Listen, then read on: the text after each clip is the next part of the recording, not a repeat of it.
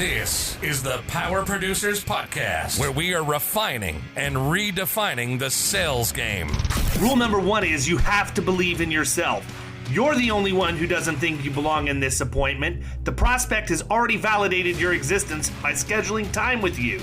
Get it through your head you belong here, go in there, crush it, and close the deal. A place where sales professionals can come to learn from other sales professionals and thought leaders that have mastered their craft. The difference between a good salesperson and a best-in-class salesperson is only 2 minutes.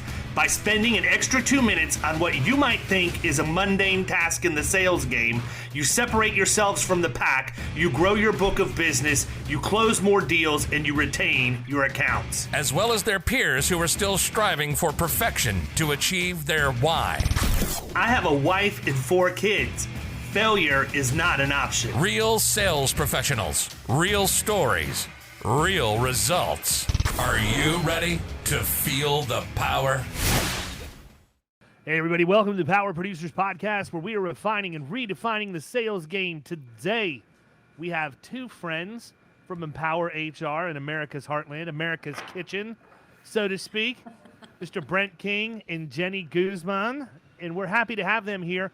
I actually knew Brent in a prior life way back. Brent, this is how crazy this is. So you and I talked about this, about our mutual account that we had together when we were in Chicago for INA. Yes. That same account, when this episode drops and you hear the intro to our podcast, that same account is the account that I reference when I talk about the prospect has already validated existence by agreeing to spend time with you. Get in there and crush it, close the deal. That was Evatone. Yeah. So, Jenny, Brent was at Sequent in Cincinnati, and I was at a brokerage or an agency in Tampa, and I called on, I wrote an account. I had an account, and he was one of the PEO people that was on it. Yep. And you 15 years ago. And you fell in love, and you couldn't turn back since. The better question that I have, David and Brent, who I am in Chicago, well, today I'm actually in our Milwaukee office, is did you enjoy the food when you were here in Chicago? Like, we can talk PEO all day, but did you enjoy the food here? I did, and I enjoyed a great lunch with Brent and Jared and Scott Carter, and I know we had other people with us, but I was at that end of the table, so that's really who I talked to the whole time. What a crew. It was. We went to enjoy food everywhere I go, so it doesn't matter. Yeah, I mean, I agree. Yeah, but the food scene in Chicago is completely. It's a different level. It is. Yeah, I've never been. It's on the list. It should be on the list, but let me warn you: wear a Kevlar vest when you go. Yeah, seriously. We walked back into the hotel, and the guy that was working the bellhop stand was like, "You guys really shouldn't wear your suit jackets and credentials for the conference when you're out on the street. They're going to know you're a tourist." I'm like, well, okay, so we're going to be a bunch of white guys wearing suit pants, a dress shirt, and ties, and they're not going to think that? I mean, yeah. Come on, guys. But anyhow, so I wanted to have Empower come on. Number one, Jenny, the reason that I was even at INA is because I'm involved with Indium out of Westerville, Ohio. Mr. Chad Eddy, good friend of mine. Big fan of his. I'm a big fan. Y'all provide all the PEO services for Indium. And so we were there for INA. My role with Indium is that I work with carrier relations, and I'm a carrier liaison to try and make sure that we're delivering everything we promised to deliver, and then also open up new carrier contracts for our member agencies. And so Chad was kind enough to invite me and let me tag along, and lo and behold, I ran into Brent, and we had lunch together with the Empower crew. And as we were talking, I said, you know what? We haven't had a PEO come on the podcast. Pretty crazy. Let's make it happen. Yeah, I mean, and the thing that's nuts is with my background, prior to launching Florida Risk, the agency that I was at, we did nothing but write master workers comp policies for PEOs all over the country. And Kyle was a salesperson at Co-Advantage directly prior to me bringing him over to Florida Risk. So we know a little bit about PEO. We know how to sell for you guys. We know how to sell against you guys, but we don't ever do that, and we're never going to talk about that today. So what I wanted to talk about, though, is kind of for everybody that's listening to this, and we've got a wide variety of listeners, but the overwhelming majority of them are property and casualty producers and insurance agency principals. What's a PEO? You know, I think that, employee leasing, PEO, all of that gets thrown around, and it's sort of like API, right? Everybody wants to talk about, hey, can I get your API so I can integrate with your technology? But they don't even know what API is. PEO is the same thing. You hear the acronym, you hear employee leasing, it gets used interchangeably. So before we do anything else, let's set the table and talk about what is a PEO. Yeah, David, that's a great intro. And as I was listening to you talk about, hey, Brent and I worked before and writing workers' comp policies and master policies. And I think PEO is just so much more than that, right? And employee leasing, and Brent, fill in for me if I'm wrong here, employee leasing is a thing of the past, right? Nobody really refers to PEO as employee leasing. It's really a co-employment or a shared employment agreement between the employer of record, who is the client, as well as the PEO, which is Empower HR, right? So it gives you full soup to nuts payroll, benefits, and HR support and administration, as well as plans to support the small to middle market who may not be able to do all of these things on their own. And I think that it is so much more than that, because it's really becoming, especially here at Empower HR, becoming an extension of our clients' teams or the people that we serve to really provide a full integrated solution as it pertains to people-related needs. I'll let Brent has been in the business for a super long time, so he definitely articulates better mechanically relative to the master policies as it pertains to workers' comp. So let me say one thing really quick. You very eloquently corrected me. Thank you. I went back to my old ways of being a Florida domiciled guy, and employee leasing is still very much a reality down here. The PEO value proposition is completely different in the state of Florida than it is anywhere else in the country, because we have so many PEOs down here. It literally is commoditized and resorted to cheap comp and payroll. Now, I'm not saying that we don't have value players down here. Don't get me wrong. But I've been out of the industry long enough. I forgot my manners and realized that once you get outside the borders of Florida, there is a value proposition that is more widely used than just, hey, I can't get comp and I don't want to go to the state fund. Can you put me with XYZ leasing company? Yeah, you're absolutely right, David. In Florida, that's what it's like. They charge 0.5% of payroll.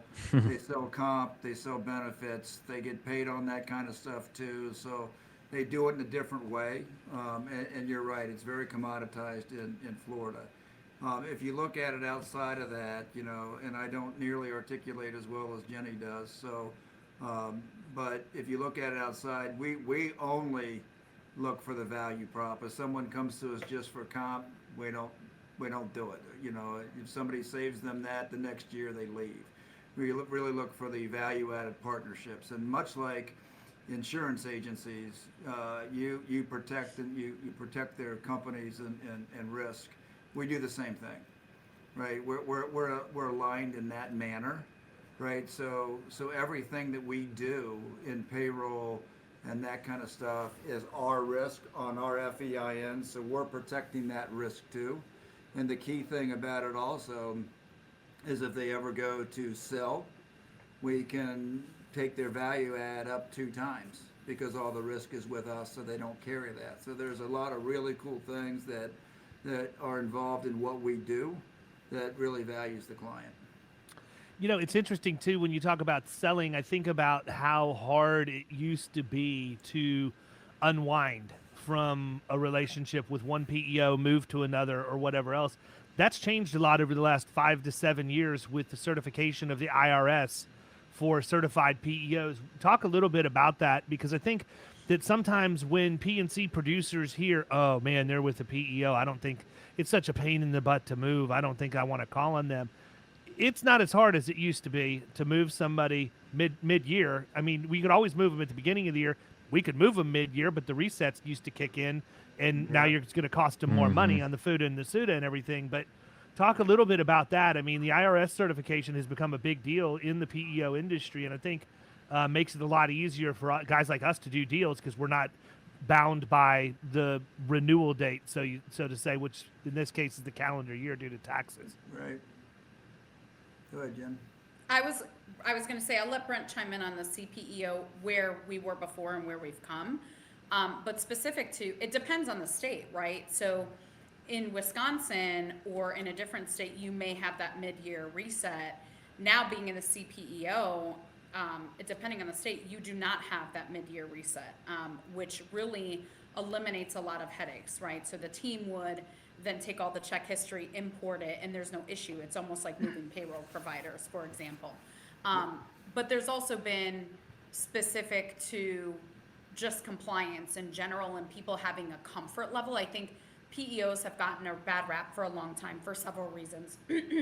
One, the way they charge, right? It's not, most PEOs are not very transparent. It's always been a percentage of payroll. It's the black box. That's what we call it. I mean, Exactly. we It's all say that all bundled the in there. time. Right. Yeah, exactly. How much are we paying and what? Whereas in Empower, we charge a per employee per month administrative fee. So most fees are pretty transparent across the board, right? And you know what you're paying. Premiums are a pass-through cost, and there's everything broken down. So that's the reason there's a bad rap. How to move and how to move out of a PEO has given PEO a bad rap. But CPEO has certainly changed that in several markets just based on that not having the mid-year resets. But Brent, just from a historical perspective, what would you say, like, do you feel like CPEO has definitely shifted the mindset now compared to where it used to be? Yeah, I mean, I've done this for 27 years, so I don't even know what a PEO was. Brent is only 33. Look at how he's in. I started very early. I was just leaving that out. I was sounding sophisticated here. But so it was very, very difficult to move people on and off, and the tax restarts for employees were very difficult for a company to absorb and disadvantage their employees. So first of the year was a time for us, right? So you bring people on January 1, so everything starts over anyways. Being the certified PEO and certified PEO to certified PEO, you don't have to restart all that. So employees aren't disadvantaged anymore, you know, mid-year. Not that they wouldn't get it back at the end of the year anyways, but their paycheck still goes down mid-year before it balances back out. Now they don't have to worry about that. They can do that transfer at any time, and they don't have to do that. We still say, you know, a quarter break's a great break, right? Because it's clean for a quarterly perspective for company taxes, but there are no more restarts with the CPEO. So Now, I want to talk about something real quick that Jenny brought up, and it's something I'm a huge advocate of. I say it every single time, and that is that you guys do a per employee per month charge, Yep. completely transparent at that point. And I agree with you. I think that is the absolute best way to do it. The people that bundle everything into percentages and hide in the black box, we know how to unbundle that. You know, it's not that hard to figure out how to unbundle it and get there. And typically when I do those, when I'm analyzing a PEO billing statement, I'm just trying to isolate all of the constants that are going to be pass-throughs, whether you're the one paying it or the PEO is. I understand there's variances, you know, slight variances in FUTA, SUTA, and all of that. But for all practical purposes, I'm trying to get to where the admin and the comp is. If I can find those two things, those are the two places you guys are allowed to make money, and I know that I'm going to find it. So it's either going to be the profits being made in the comp, the admin, or some combination thereof. Now, the problem is that when you have these PEOs out there that put everything as a total bundled cost, number one, you have to do that to get there. But the client is the one that gets punished if they're successful, if you're working overtime, if you're taking bonuses. One of the worst ones I've ever seen, and I'll be interested to hear what the worst is that y'all have ever seen, but I saw one that was paying 13% admin only. 13%. Hold on. Strap on your seatbelt. Brent's going to be licking his chops because he's like, I could do this deal for 6.5. What's their number? All day. It was a physicians group.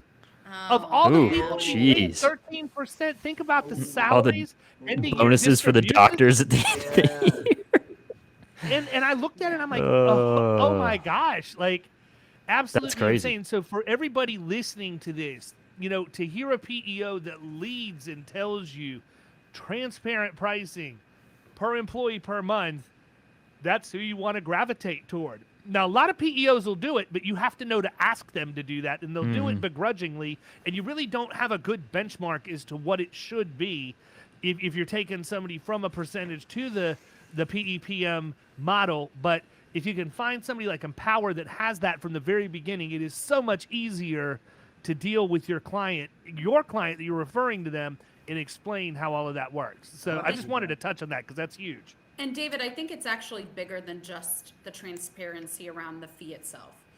You hit on something that when you are in a PEO, you are being charged. Of course, there is a bottom line potential cost savings in being in a master policy, whether it's workers' comp, medical, having access to better SUTA rates, etc. Of course, there is a bottom line savings. However, if you are charged with taking care of all things people, there needs to be trust. And in order to have a trusted, good relationship out the gate, setting up how you're structured from a contract perspective, from a pricing perspective, is so critical. Because how are you able to deliver on trusted, value-based, strategic HR support if you can't even trust how you're being charged in the PEO, right? Like, it's almost, it doesn't feel like a partnership out the gate. It feels like just a vendor potentially. And we really strive to be, as I mentioned, an extension of the team and be a true partner. And part of that is achieving trust out the gate and building a deep, authentic connection with the people that we serve. Yeah, and I mean, it helps your clients too figure out exactly how much that employee is going to cost them for bringing them on. It helps them with job costing for jobs that they're trying to pick up. Like, all of those things are really important when you're trying to, budget and figure out what you're going to be able to do for the next year and years to come after that. So I think that's spot on. Yeah, it absolutely is, and the flat per employee per month is definitely the way to go. Only because, if you're the president of the company, it doesn't cost us any more to administrate you as it does to an administrative assistant or a salesperson. So why should you be charged more for that? And back to David's question, one of the worst things that I've seen out there is a company that bundles it all together, and they don't provide tax cutoffs, but you don't know it. And then Nice. when you pull it together, they're paying somewhere about 18% all long, on their gross payroll because they don't offer the tax cutoffs, right? And That's and crazy. You wouldn't know it unless somebody actually pulled it apart, and it's really hard to pull it apart. It really, really is. And they're a good provider, but the way that they bill is lots of heartache. Right.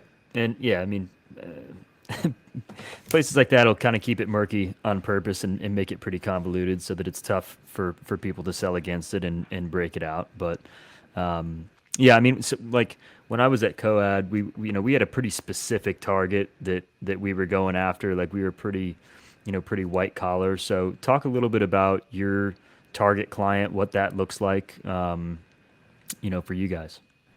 Yeah, sure. So our target market is 10 to 100 employees. I would say our sweet spot in that is 50 to 75 employees. Values relationships, values outsourcing, sees value in it. And, relative to industry, I would agree that white collar, very heavy white collar. But we found some really great success in light manufacturing, restaurant groups, healthcare groups. If you think about 10 to 100 employees, we can also do very well at 10 to 100 employees per location in a decentralized model, right? So like a restaurant group may have multiple locations. Well, you're not going to have an HR business partner at each restaurant. Same with, say, a dental practice, something to that effect. So we've had some success in that market as well. I would say the best success that we have is certainly professional services, or what you would call white collar. Okay. Gotcha.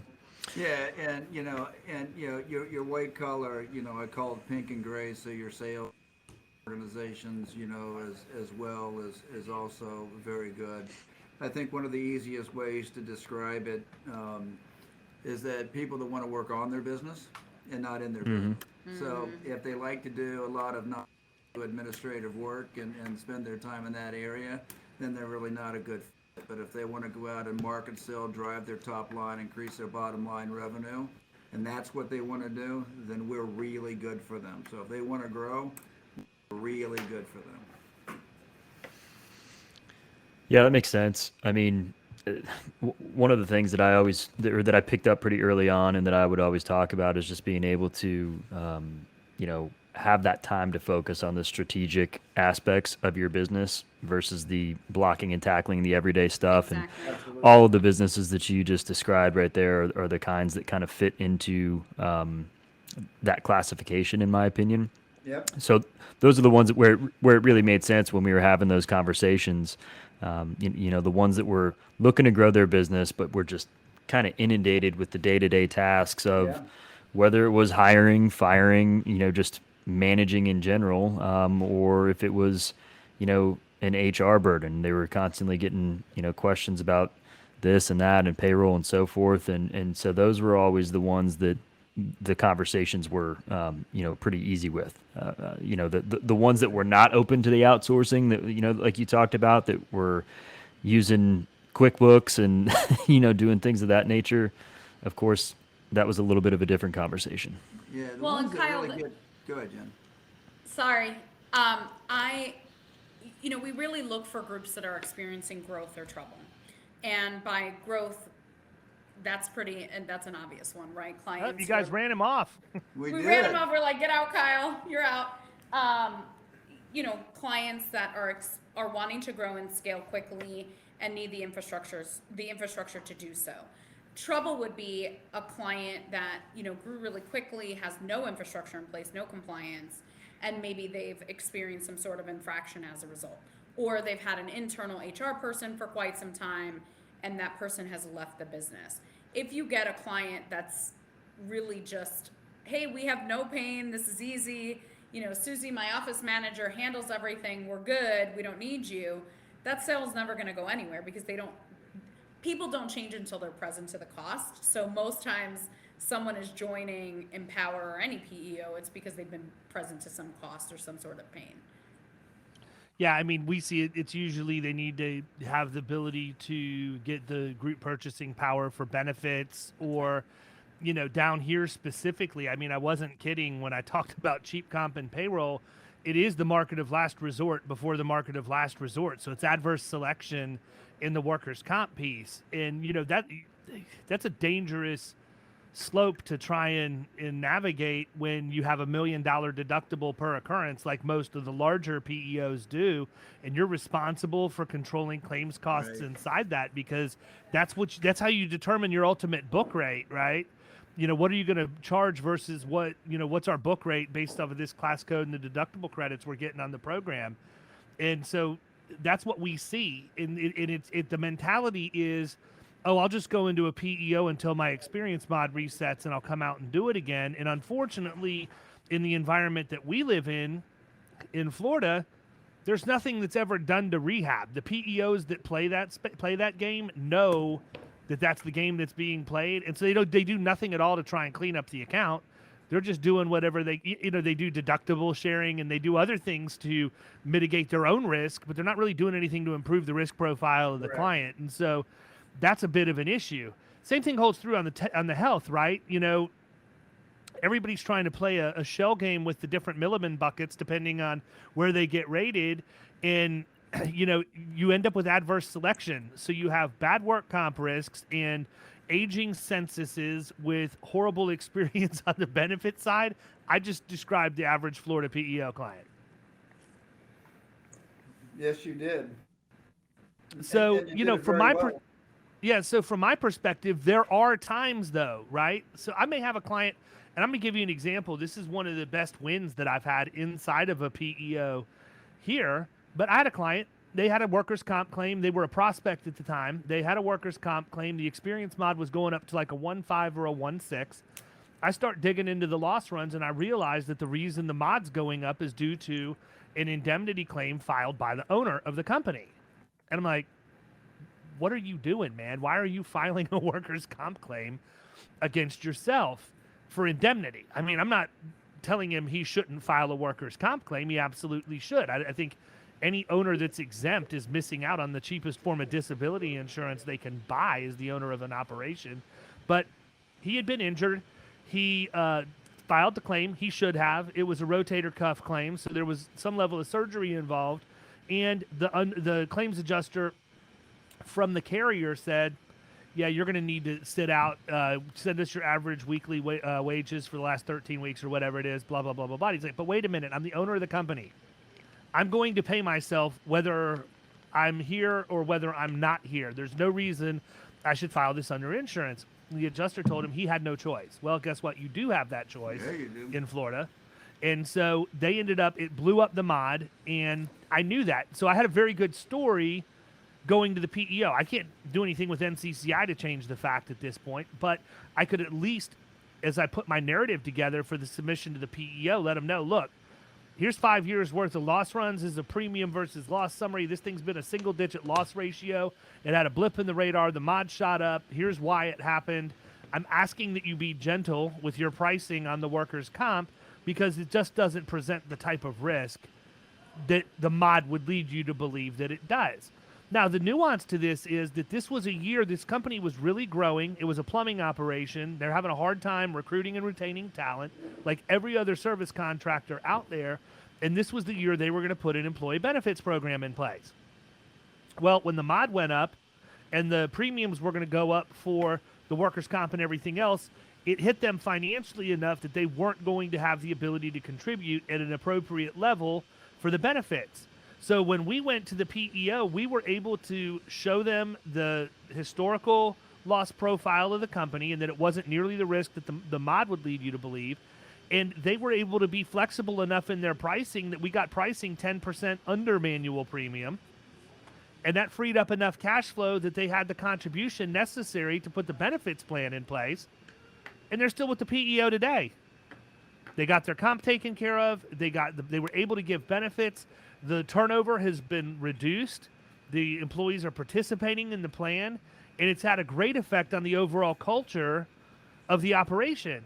Now, I say that for the benefit of my peer group who would not have thought about that. I don't know that the average PNC agent on the street would have said, oh, let me go talk to a PEO about this because I think they could do this, this, and this to give these people exactly what they need. They're going to go and try and figure out if they can't get a consent to rate on the comp or immediately go to the state fund, and they're going to end up paying even more money and the benefits never would have existed. So that's a huge win, in my opinion, because we realize this is a viable option. And it, to me, that's one of those situations where the PEO solution fits like a glove. It's exactly where that client needed to be based on the stage they were in their life cycle. Absolutely.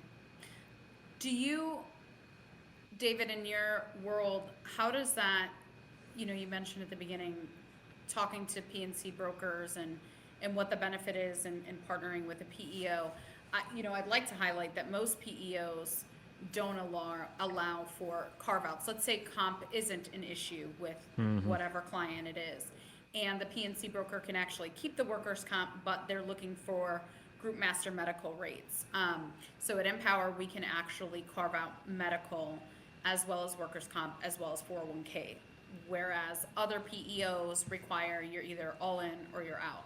So what's the experience that you've been seeing in PNC brokers being hesitant around moving their clients to a PEO, and are you seeing other PEOs that are more flexible and allowing a carve-out scenario?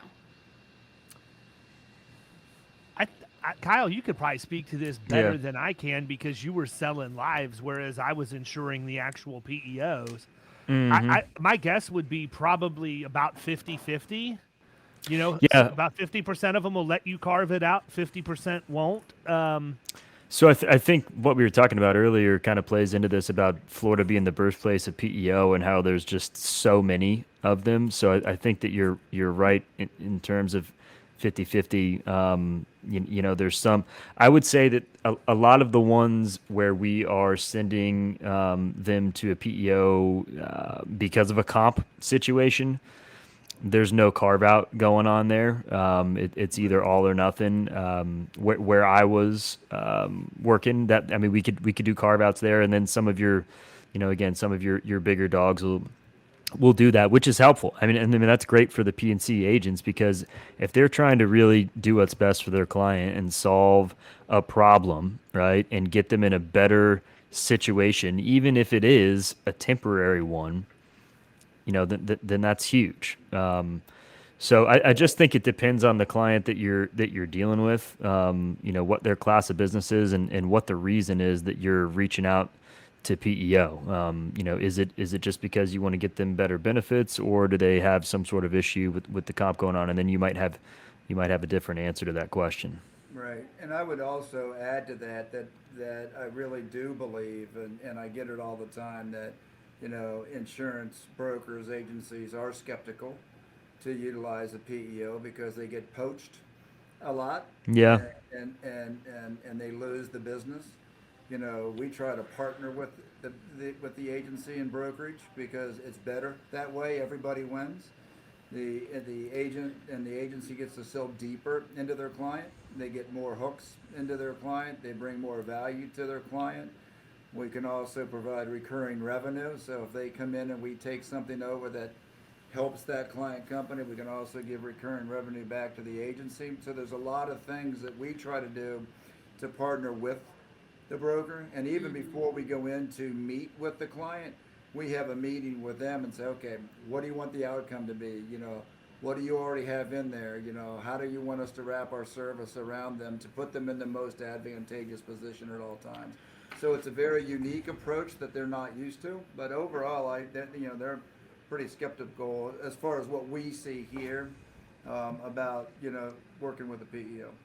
I'd say this though, like if you're worried about things getting poached, or if your business is getting poached, as an agent, that's on you for not doing the stuff that you're supposed to be doing. If you're only talking to them at renewal, your shit's gonna get poached every time, bro. Like, I mean, that's just the way it is. Come at me, bro. Come at me, bro. So true. Yeah. So- Well, I mean, look, that's the way that it is. We're in an industry that, quite frankly, you can be average and make a really good living in. And so That's right. we compete against a lot of average people. And there's nothing wrong with that. They have great lifestyles. I just am not willing to settle for what others are. Right. Well said. Yeah, I agree. I wish everything was average and we could just compete against average people and everything. That's awesome. Yeah, we Yeah. just kick it all day. I hope the lasagna I'm having for dinner tonight is It's above the average. opposite of actually. average. Yeah. It better be good. I mean, So it will be. this is the second or third time you brought up lasagna. Is this just something Annie's whipping up? Like, are you guys going out to the lasagna factory? Like, I have to understand the is source. it in the oven right now? I also Yeah, know it's what's in the oven right what's now. going on? So about a month and a half ago, she took a cooking class from an Italian chef on the proper way to make lasagna, Okay, which is not apparently going to the frozen food section and getting a tray of little Stouffer's. Stofers. Yeah, Which is fantastic as a substitute, by the way. But, Stouffer's makes a decent lasagna for being a frozen lasagna. I mean, it's tough to go wrong if you're in a it pinch. is. And so she has now mastered like 2 to 3 different varieties of lasagna. Okay. And she was out of town all week and so far, and she came back and she's like, "Hey, you want me to make lasagna tonight?" And I'm never going to say no. Hell yeah. Yeah. Okay. So talk a little bit about your distribution model, guys. I mean, I know you partner with P&C agencies. What are you looking for in an agency that you want to work with? What are the expectations? And if an agency says, "You know what, I really want to work with Empower," what should they expect from you? I would say we're absolutely not limited to P&C shops. As an organization, we refer to ourselves as broker agnostic. So we are actually a PEO, but we do allow ASO. So we have an ASO service model as well as an HRO service model. So HRO is more just strategic level HR consulting. ASO is basically everything PEO without the shared employment. So we do partner with multiple brokers, not just P&C, but employee benefit shops as well. And we're looking for a partner that is similar to our target market, right? Has the ability to see the value in outsourcing, values relationships, values fair pay for fair value as it pertains to a partnership with who we're serving. So we do really well in all markets and having sort of these agency or referral programs with brokers. And most of the time I would say we probably see more from employee benefits than P&C, at least in the other markets, maybe not necessarily Ohio. But what I'd say is they've had a client that's long-standing. Suddenly that client loses an HR person, or suddenly they can't get them a competitive quote. But they don't necessarily want to lose them as a client, but they want to do the right thing for that group. So because we are able to carve out some of these things and do some commission sharing with these groups, we will partner with them, we'll bring them in the house, and then we'll structure the back end, how people get paid and so forth. But it ends up that broker still provides value by saying, I have a partner who can handle all these things for you, versus saying, hey, I'm going to keep you and you're going to pay 12% more because I don't want to give you somewhere where you could save money, or they end up losing the deal. So it just establishes credibility for the broker partner, that they have the client's best interest at heart. Yep. Brent said What she else? said. What, Yeah. what, I mean, what if? What are we not hard talking to about? add on to, but the only other thing that I would add is, with those partner agencies, at least here in Ohio, we've actually brought them into deals, right? And Yep. not just having them bring us into deals or refer. We refer business to them, we bring them in, and we have them, like health insurance, we have them write the health insurance, and then we carve it out, and then we manage it, for them as well, so they can see that it's a two-way street and a partnership, and we're just not asking. Sure. That's absolutely right. So if we're in a scenario where, let's say, somebody's been in the master medical for 5 years and they've sort of rated themselves out, we will put them with a broker partner that we think can provide them with a great comprehensive carve-out quote, and then we retain the business, and then that broker gets a new look at something. Yeah, that's a good point too. I mean, I've experienced that, the back and forth. A lot of times, too, there are PEOs that look. I'm going to go back to the workers' comp because that's what I know the best about it. But you guys have an underwriting box. Sometimes the person with the pen in the risk management department's going to be a little flexible with that. Sometimes they're not, and that could be the difference between you getting a good deal or not. Maybe it's against reinsurance, or it's against appetite to write industrial electricians.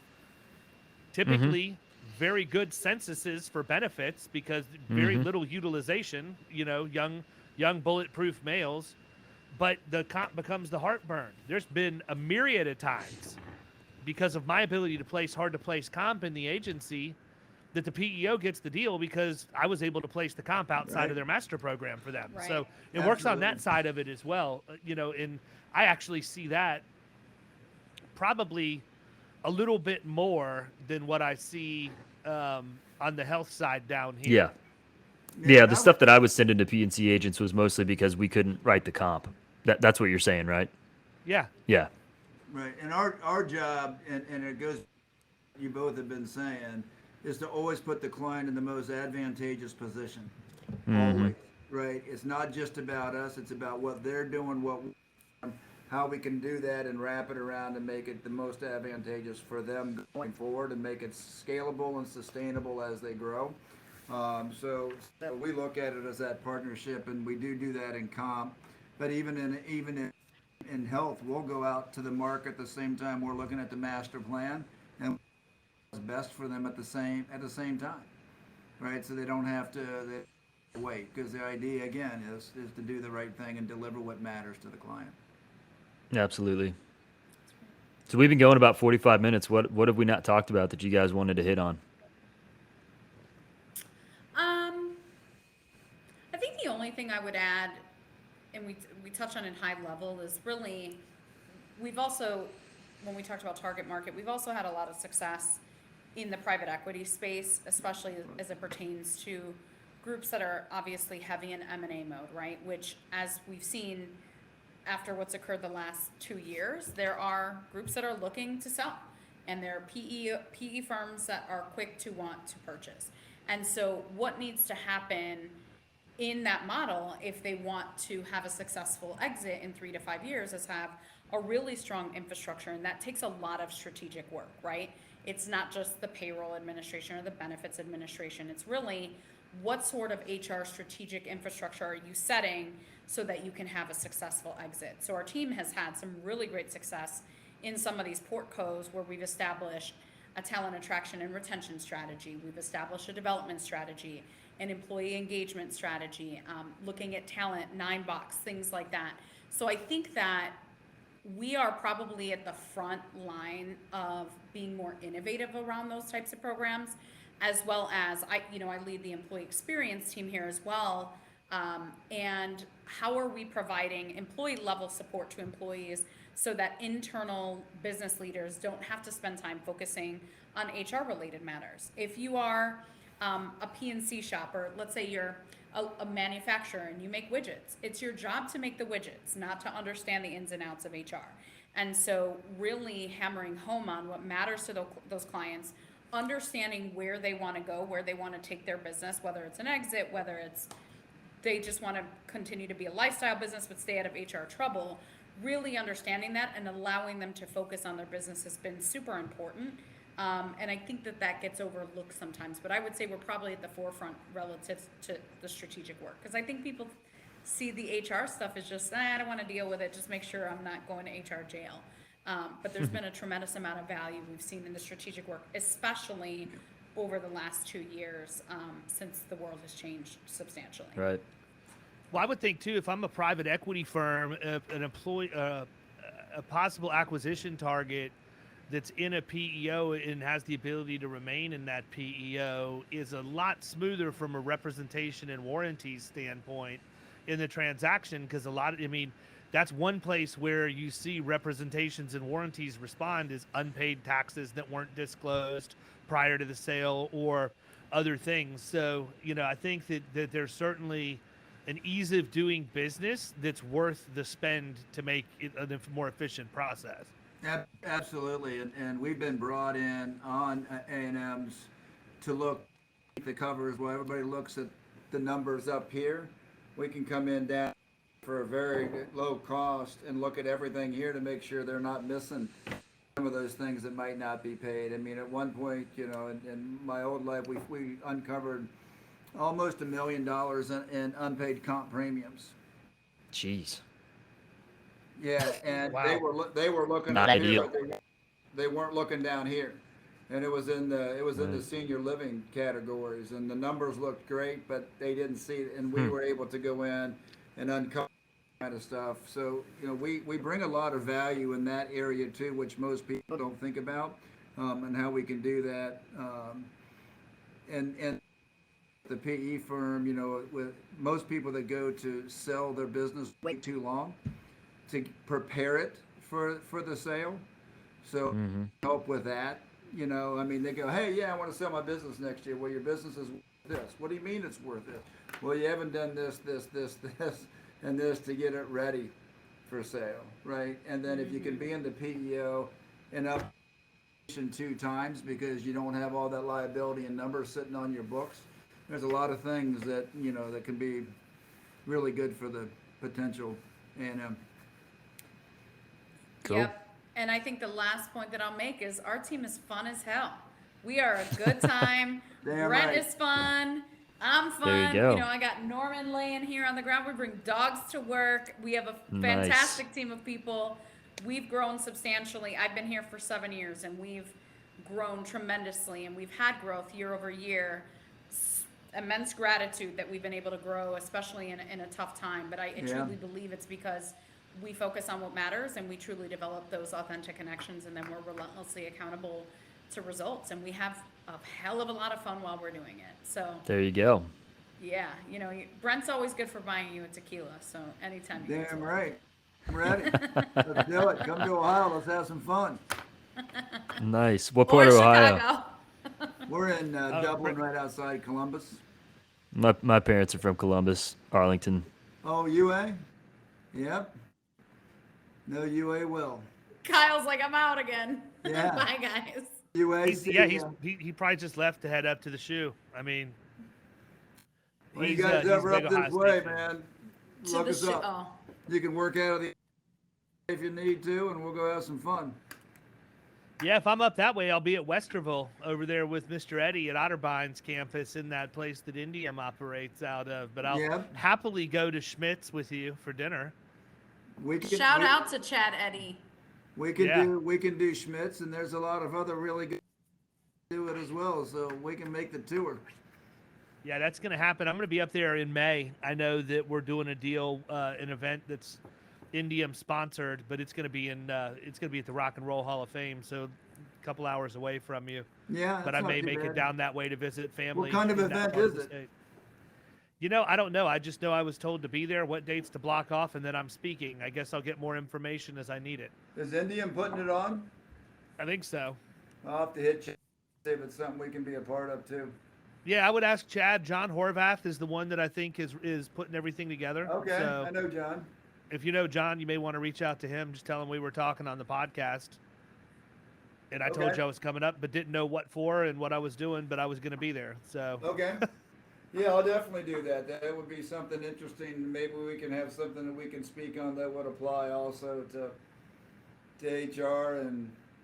yeah, I don't know if it's like for all the member companies, member agencies, or what the deal is. I should know more than I do, but that's far enough away that it hasn't even hit my radar yet. I'll start worrying about that in March. It's far enough away I can start poking Chad and figuring it out. There you go. That Leave sounds my good. friend alone. I love me some Chad Eddie. Oh, Chad. Yeah, Chad and I have everybody been- does. Chad and I have been friends for 15 years. Again, That's since you were awesome. only 6. That's cool. Yeah, Yeah. yeah. I met Well, since Chad he was because 18, since he's 33 now. Oh, yes. his wife Amy worked for us. They had their first child, and then she began to stay home. That's how I originally met him. Oh, I didn't know that. That's funny. Yeah. All right, well, listen, I don't think Kyle's coming back. I've already ordered him a new laptop. He drops at least once every time we record at this point, so he can't get here fast enough. Where do they find you guys? If somebody says, hey, I want to reach out, where do they find you? EmPowerHR.com. Look for us on social as well. Or you can obviously give Brent King, Jenny Guzman, any of our sales team a call. All of our info is out there. Phone, email. Call us. We're happy to have a conversation with you in person. In person. Yeah, good deal. Well, listen, guys, I appreciate you coming on. Thank you so much. Appreciate you. Really, look forward to getting this out to our audience. Hopefully, we will have helped some P&C agents out there see the light and Yes. start getting some business pushed your way. Where I come from, we say Merry Christmas, so I'm going to tell you guys. Merry Christmas to you as well. Yeah, Merry Christmas. Have a Meeting you. Likewise. Thank Kyle you only for came having back us for a on. We piece of greatly appreciate lasagna. yeah. Yeah. Unreal, man. Kind of looks like he got into a jiu-jitsu match in the short time he was off screen. So I went with the messy dude today, dude. Had to There be you go. done. well, I'm gonna stop the thing now. That's See ya. cool. You've been listening to the Power Producers Podcast. You can follow Killing Commercial Insurance on Facebook and YouTube. And if you want to take your game to the next level, check out our book, The Extra 2 Minutes, and our website, killingcommercial.com.